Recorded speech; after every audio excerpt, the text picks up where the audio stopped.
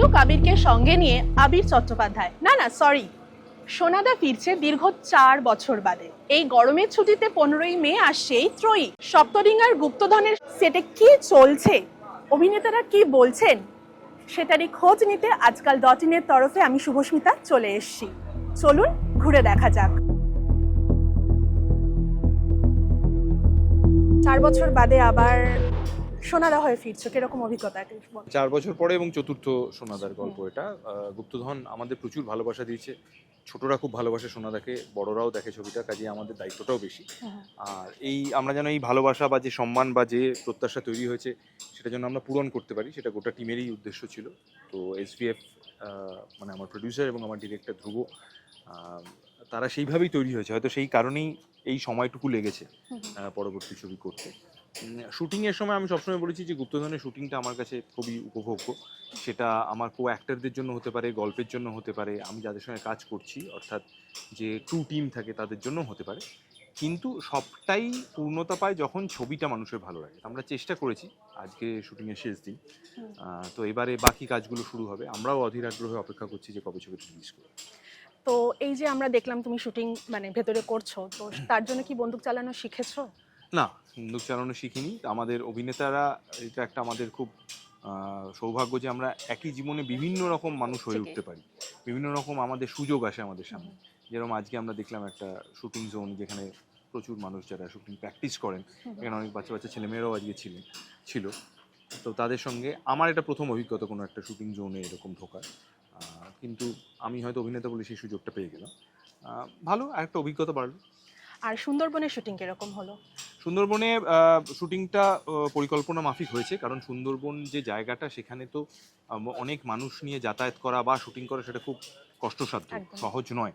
তো আমি আমার গোটা টিম, বিশেষ করে ধ্রুব এবং ধ্রুবর যে ডিরেক্টোরিয়াল টিম এবং প্রোডাকশন টিম, ওদেরকে পুরো সাধুবাদটা দেবো যে ওরা যতটা সম্ভব চেষ্টা করেছে পরিকল্পনা মাফিক কাজ করতে, এবং অভিনেতা এবং ক্রু মেম্বার তারা যাতে সহজে কাজটা করতে পারে প্রতিকূল পরিস্থিতিতেও, সেইটার সম্পূর্ণভাবে প্ল্যান করেছে। সো পুরো ক্রেডিটটাই।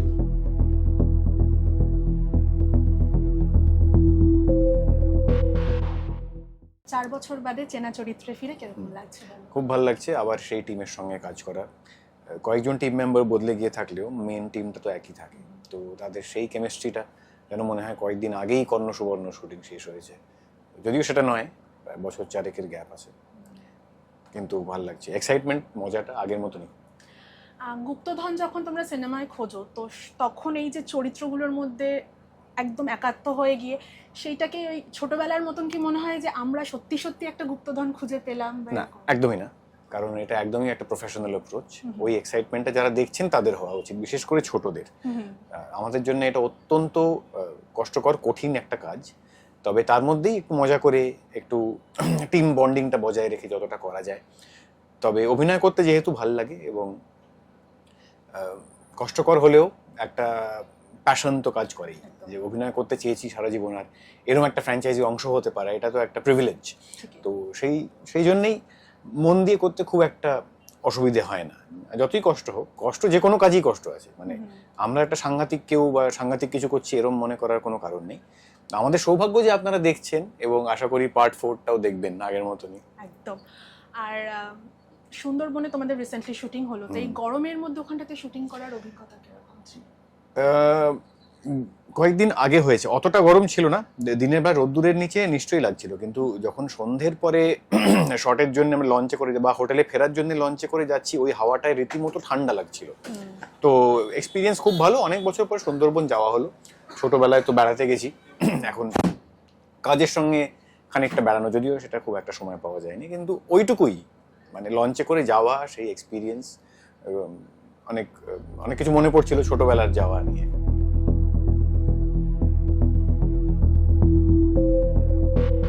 এই 4 বছর বাদে ওদের 3 জনের মধ্যে কতটা কি বদল দেখলেন, বা এখন কাজ করতে গিয়ে কি মনে হচ্ছে? বিরাট বদল, পুরোটাই বদলে গেছে।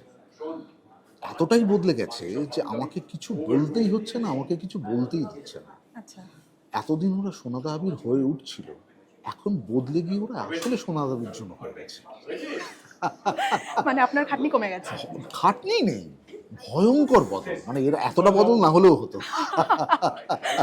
এই প্রথম বোধহয় আমি সত্যি ওদের কিছু বলিনি, আমি শুধুই ওদের দৃশ্যগুলোর প্রয়োজনীয়তা বলে দিয়েছি, এই দৃশ্যের এটা প্রয়োজনীয়তা, এই দৃশ্যের এটা থিম, এটা মুড, এটা মাথায় রেখো, এটা করো।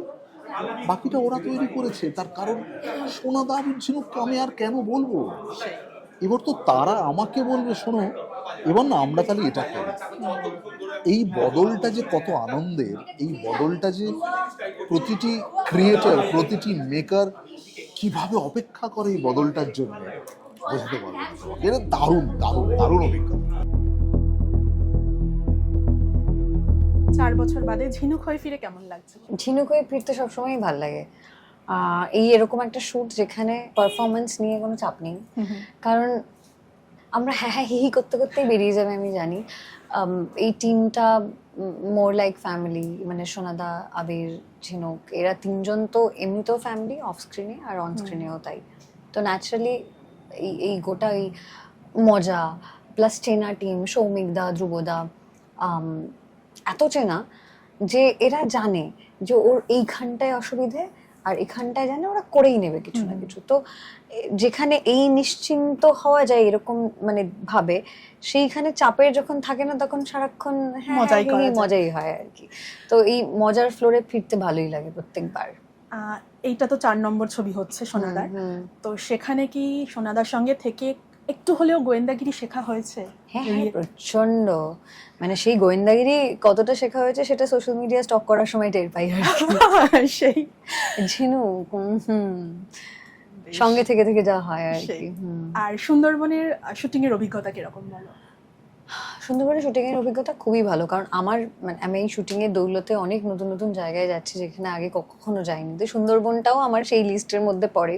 আমি প্রথম গেছি সুন্দরবন, যদিও আমরা শুট করেছি কিন্তু যেটুকু দেখেছি, যেটুকু বুঝতে পেরেছি, ভীষণ এনজয় করেছি। একে তো এত সবুজ, আমরা এত সবুজ দেখতে অভ্যস্ত নই।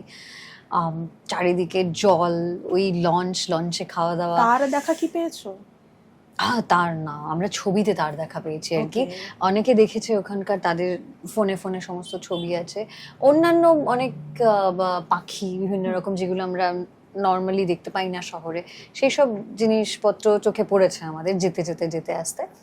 কিন্তু খুব ভালো কেটেছে, মনে হয়েছে আরো 2 দিন থাকতে পারলে ভালো হতো, কিন্তু সেটা শুট ছিল আমাদের কলকাতায় ফিরে এসে, তো তা হয়নি আর কি।